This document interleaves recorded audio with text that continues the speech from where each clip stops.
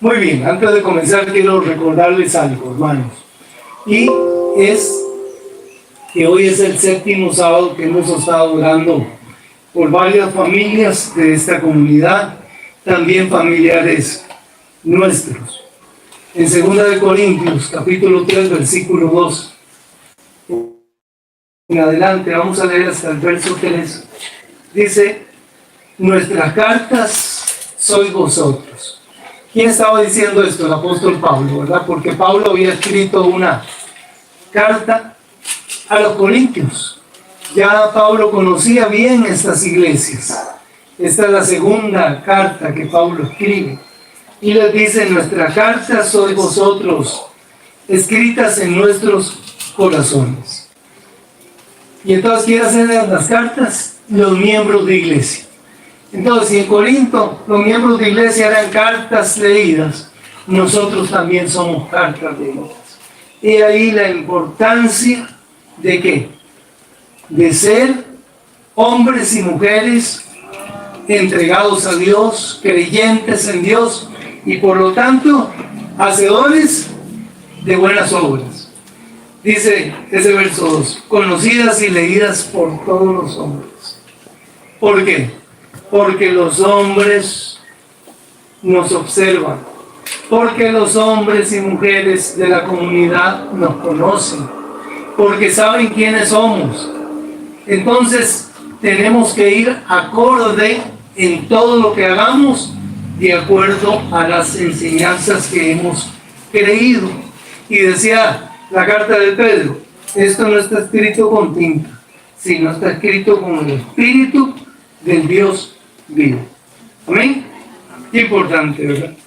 La cartilla hoy hablaba de los fariseos. ¿Quiénes eran los fariseos? ¿Se acuerdan ustedes? De acuerdo al estudio de la cartilla, ¿quiénes eran los fariseos? Los fariseos eran los eruditos religiosos del tiempo de Jesús. Resulta que los fariseos eran los líderes espirituales del pueblo. Entonces lo que los líderes decían o hacían era importante para que el pueblo los pudiera seguir como tales. Sin embargo, resulta que los líderes del tiempo de Jesús habían asumido un rol de liderazgo que no está mal. El problema con ellos era un asunto importante. Y el asunto con ellos era que ellos habían subido en un escalón tan alto que estaba distante del pueblo común, o sea, de los judíos. Y ellos se sentían superiores, porque ellos obedecían todos los preceptos, mandamientos y ordenanzas que ellos habían creado y habían agregado a los 10 mandamientos de la ley de Dios. Entonces ellos decían, nosotros somos mejores. Y el pueblo común no obedece, quebranta los mandamientos y las ordenanzas. Y de ahí vino aquella queja que vimos en la cartilla, de cuando ellos iban a alimentarse después de una jornada de trabajo y no se habían lavado las manos. ¿Se acuerdan? Entonces por eso decían los fariseos, nosotros somos mejores. Pero ellos son pecadores, porque por cualquier cosa les nombraban pecadores. Y así señalaban a la gente. Muy bien, cuando Jesús estuvo en su ministerio y observó esta situación que se daba con los líderes religiosos en sus días, se dio cuenta que los líderes tenían la mala costumbre de juzgar a las personas. Y de cualquier cosa ellos hacían un gran problema. Los fariseos y los escribanos criticaban y señalaban al pueblo y ellos se sentían exentos de los pecados del pueblo, porque decían, nosotros somos obedientes, somos diferentes. Incluso ellos buscaban en Jesús encontrarle un error, una falla para señalar. Sin embargo, nunca pudieron. eran muy rápidos de pensamiento, eran muy rápidos para hacer juicio sobre aquellos que no cumplían las expectativas que ellos tenían como líderes religiosos. ¿Se imaginan qué terrible? Eso es como nosotros hoy en día, Gary, nos pusiéramos aquí a señalar gente y a decir quién es bueno y quién es malo. Sin embargo, nosotros no estamos calificados para eso. Ni los fariseos estaban calificados para eso tampoco. Muy bien, vamos a leer en el libro de Mateo, capítulo 7, versículo 1 al 5. Mateo, capítulo 7, versículo 1 al 5. Dice la palabra de Dios. Y vean el mensaje, que duro, porque estas eran palabras de Jesús. Jesús dice, capítulo 7, versículo 1 en adelante. Y dice ahí, no juzguéis para que no seáis juzgados. Porque con el juicio con que juzgáis, seréis juzgados. Y con la medida con que medís, os será medido. ¿Y por qué miras la paja que está en el ojo de tu hermano y no echas de ver la viga que está dentro de tu propio ojo? ¿O cómo dirás a tu hermano, déjame sacar la paja de tu ojo y ya que la viga en el ojo tuyo? Hipócrita, saca primero la viga de tu ojo y entonces verás bien para sacar la paja del ojo de tu hermano. Qué duro. ¿Quién dio este mensaje? Jesús. ¿A quién lo dirigió? A los líderes del pueblo, los fariseos. El mensaje estaba dirigido a los dirigentes del pueblo. ¿Por qué señalaban los defectos en el pueblo?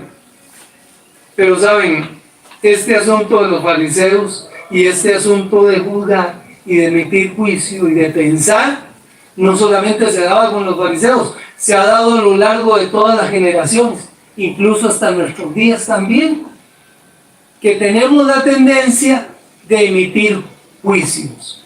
Tenemos que tener mucho cuidado. Vean el versículo 2 y veamos algo importante. Cuando Jesús estaba en la casa de Simón, que Simón, ¿quién era? ¿Ustedes se acuerdan de que este Simón quién era? Dice, cuando Jesús estaba en la casa de Simón, el fariseo, y la mujer pecadora ungió sus pies, Simón dijo,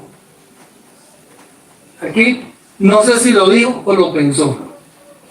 La Biblia dice que lo dijo, me parece que lo pensó, pero lo pensó en voz alta porque Jesús leyó su mente y dijo, Simón, refiriéndose a quién, a Jesús, ¿verdad? Vean el tono que usó para Jesús, si fuera profeta, conocería quién y qué clase de mujer es la que le toca, porque es pecadora. Eso está en el versículo 39, lo que estoy leyendo ahorita. Versículo de Lucas 7:39. Entonces, el fariseo ¿quién era? El fariseo era Simón. ¿Ustedes se acuerdan de quién era Simón? Simón había sido sanado de una enfermedad que tenía él. ¿Se acuerdan? ¿O no se acuerdan? Él tenía lepra, ¿no? Él había sido sanado. Simón se le ocurrió hacer una cena, una fiesta en agradecimiento a Jesús. Invitó a muchos judíos. Invitó también a Jesús. Y entre los invitados, pues apareció ahí esta mujer, ¿verdad? Que era la que estaba ahí en actividad lavando los pies de Jesús y después perfumándolos. ¿Se acuerdan? Y por otro lado, no es esta la historia, pero por otro lado estaba Judas, ¿verdad? Diciendo, ¡qué gasto de perfume es! ¿Verdad? Pero resulta que esta mujer desenjuagaba, secaba, dice, los pies de Jesús con sus cabellos. Y este hombre, que era un fariseo, era un líder, se sentía importante, ¿verdad? No era un hombre convertido, ese era un hombre agradecido. Vean qué interesante. ¿Cómo era Simón? Simón no era un hombre convertido, era un hombre arrepentido y agradecido con Dios. No arrepentido, agradecido con Dios porque le había sanado la enfermedad. Pero resulta que situación cuando él ve a esa mujer, ¿verdad? Porque él conocía la vida de esta mujer, igual que Jesús. Y el hombre decía, ¿cómo este hombre, si dice ser profeta como es, que no se da cuenta de la persona que lo está tocando, que está enjuagando sus pies? Porque él decía, no puede ser. ¿Por qué? Porque los fariseos, los líderes, se sentían bien en su estatus social, ¿verdad? Se creían completos. Sin embargo, aquí había una situación realmente triste. Los fariseos tenían una arrogancia, eran santurrones, y ellos mismos habían creado un estatus, una clase social diferente a la de la gente común. Y para ellos la gente común, que era el resto del pueblo, eran pecadores. O sea, en otras palabras, ¿cómo se sentían? Ellos se sentían mejores y capacitados para juzgar a la gente. Vean qué interesante. Y emitir juicios. Siempre que existe un juicio o prejuzgamos a alguien, muchas veces lo hacemos basados en lo que hemos visto. Y a veces nos ponemos en la cuerda floja porque emitimos un juicio en base a lo que hemos escuchado de otra persona, sin saber si es cierto. A veces no es suficiente si no tenemos el panorama completo para poder emitir un juicio de ninguna persona. Porque el juicio humano es limitado muchas veces con la información que tenemos y no es el adecuado. Y a veces, sin quererlo, emitimos juicios o prejuicios injustos. Dice la palabra de Dios, 1 Samuel 16, dice que Jesús mira, o sea, Jesús mira no lo que mira el hombre, pues el hombre únicamente mira lo que está delante de sus ojos. Pero Jehová mira ¿qué? El corazón, es la palabra de Dios. Ya que interesante. Y ahí vemos el juicio de esa mujer, ¿verdad? Que los que la conocían su vida anterior, conocían su oficio, conocían todo, la desechaban como tal. Pero Jesús conocía el corazón de una mujer que se había convertido, que había tomado una decisión firme de abandonar el pasado y nacer como hija de Dios para caminar en las enseñanzas de la Escritura, en el Evangelio de Cristo. Amén. Pero ¿quién sabía eso? Solo Dios sabía eso, solo Jesús, su Hijo. Ahora, ¿qué es lo que pasa con nosotros? Que a veces emitimos un juicio o hacemos un prejuicio o decimos lo que pensamos y resulta que estamos viendo la paja pequeña que tiene nuestro hermano o nuestra hermana en su ojito, pero no nos damos cuenta a veces de qué, de la viga que tenemos nosotros en nuestro propio ojo. Por eso debemos ser muy cuidadosos.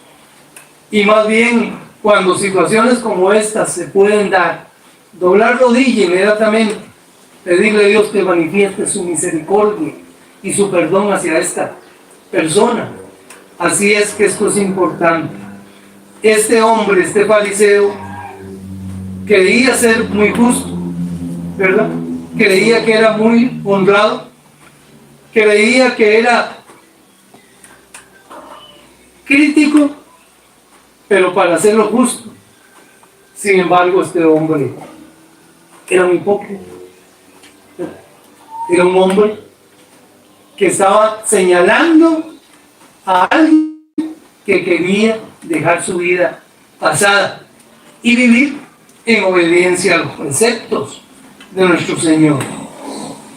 Nos gusta a nosotros muchas veces ver a las personas con lentes bifocales. Los tuyos son bifocales, Miguel. Sí, los míos también. Gary nunca ha tenido, ¿verdad? Bifocales. No creo que mi esposa tampoco. Pero bueno, el lente bifocal, mis chiquitas, son los que aquí tienen un aumento para poder ver clarito lejos, ¿verdad? Y se ve muy bonito. Pero aquí abajo tenemos un aumento mayor en el lente y entonces vemos las cosas más grandes, ¿verdad? Y nosotros los hijos y las hijas de Dios a veces cometemos el error que miramos a las personas que dieron un paso equivocado en sus vidas con los lentes bifocales, ¿verdad? Volvemos a ver y vemos el asunto más grande, ¿verdad? Lo que debiera ser. Pero muchas veces usamos el lente de largo alcance para ver nuestros propios defectos, ¿verdad? O sea, lo de nosotros no es tan grande, pero lo que hizo mi prójimo parece ser más grande, parece ser más ofensivo. Miren, Dios es el único que puede pensar los pecados, ¿verdad? Y decir cuáles son más grandes y cuáles son más pequeños. Porque Dios conoce el corazón, porque Dios conoce las intenciones, porque Dios conoce cómo el enemigo nos entrampa, nos hace zancadillas en la vida y a veces nos revuelca en el pecado. El secreto para ser victorioso en la vida cristiana es cada vez que el enemigo nos tumba, lo importante es levantarnos y seguir hacia adelante. Ahora, ¿cuántas veces perdonaré yo a mi hermano? ¿Qué dice la palabra de Dios? 70 veces. 70 veces a 7. Con eso el Señor quiso decir, no hay un límite. Es un ejemplo. Así es, hermanos, que debemos de sentir dolor.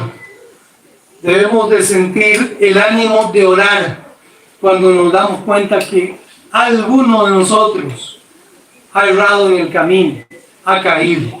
Y debemos de tener la disposición inmediatamente de tenderle la mano para ayudarle a seguir adelante. Saben, mis hermanos, ojalá que nosotros como creyentes no nos pongamos los anteojos bifocales para poder ver los pecados de nuestros prójimos y las personas que nos guían.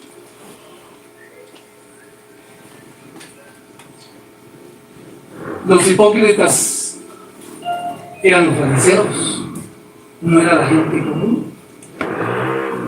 Ojalá que nosotros nunca actuemos como actuaban los fariseos y nos miremos todos como iguales. Como le pasó esto a fulano o a fulana, ¿me puede suceder a mí? Sintámonos siempre iguales y dispuestos a colaborar y ayudar.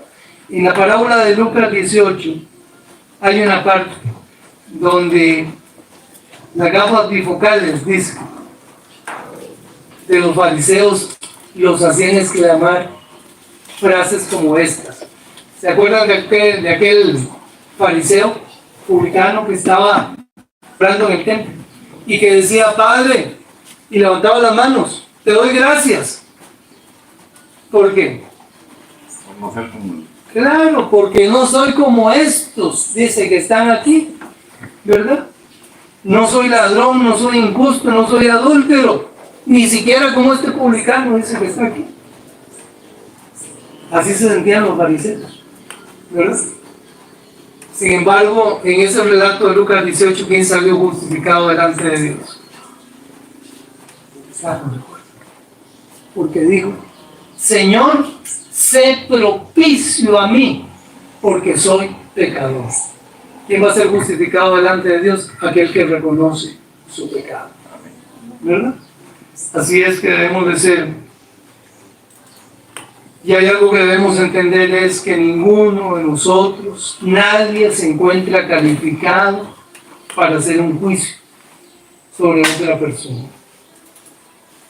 Mejor seamos imparciales y mucho cuidado, dice la palabra de Dios.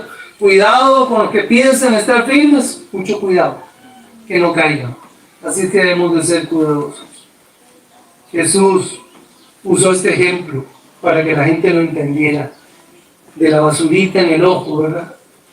Ese es un símbolo, un ejemplo, de que a veces algo pequeño que hace la gente y lo señalamos. Y a veces nosotros estamos en un pecado más grande o en un pecado de más tiempo, a veces un pecado reiterativo que hemos repetido una y otra vez en nuestra vida. Es mejor ponerse en paz, en armonía con Dios para hacer las cosas bien. Jesús nos advierte que tenemos primero que limpiar nuestras propias faltas para luego ayudar a los demás y mejorar sus vidas. No extendamos nunca nuestro dedo acusador para señalar absolutamente a nadie, porque recordemos que nosotros también somos semejantes a esa persona. Si todos somos pecadores, debemos trabajar juntos como una familia para vencer nuestros pecados. Pensemos que verdaderamente los únicos pecados de los cuales nosotros tenemos el control son de los nuestros. No podemos controlar la vida de los demás, por más que queramos. Aconsejemos, oremos. Eso es lo único que podemos hacer como hijos, como hijas de Dios. Jesús no nos mandó a ignorar el problema de nuestro prójimo. O sea, no podemos ignorarlo ni tampoco lo podemos pasar por alto, pero no podemos estar señalándolo una y otra vez.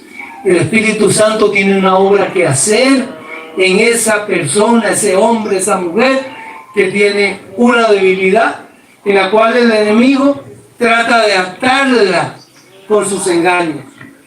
Oremos por esa persona para que Dios la pueda fortalecer y la pueda ayudar. Amén. Algo importante, hermanos, dice la palabra de Dios. Ya que me gusta mucho lo que dice Pablo en Gálatas 6.1. Yo no sé si recuerdan el versículo. Gálatas 6.1 dice, Pablo dice lo siguiente: hermanos, si alguno fuere sorprendido en alguna falta, vosotros que sois espirituales, restauradle con espíritu de mansedumbre, considerándose a ti mismo, no sea que tú también seas tentado. ¿Qué tenemos que hacer? Dice la palabra de Dios. Bueno, nosotros que somos hijos e hijas de Dios, somos espirituales, dice la palabra de Dios, restaurémosle con un espíritu que de mansedumbre. Qué lindo, ¿verdad? Tener ese espíritu de mansedumbre, de amor y de paz. Así es. Nosotros que somos espirituales, no somos santurrones, somos espirituales.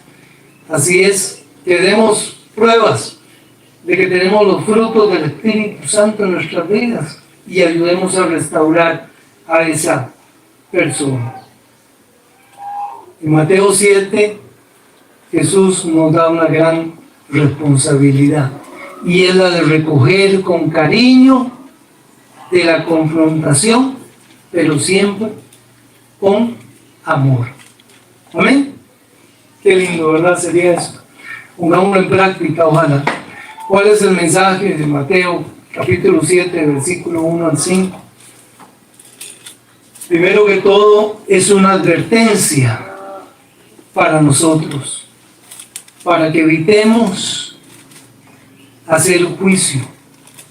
Tenemos que procurar no hacernos criticones, no busquemos faltas para despreciar a otros. Evitemos a toda costa ser como eran los fariseos. Tampoco debemos pasar por alto el pecado. Tenemos que ser capaces de reconocer el pecado mismo tal como lo es, pero no debemos de hacer concesiones. Oremos para que esa persona, hombre o mujer, pueda salir de su situación y pueda salir victorioso en Cristo. El pecado debe ser arrancado totalmente de nuestras vidas, si es que verdaderamente aspiramos a una patria mejor.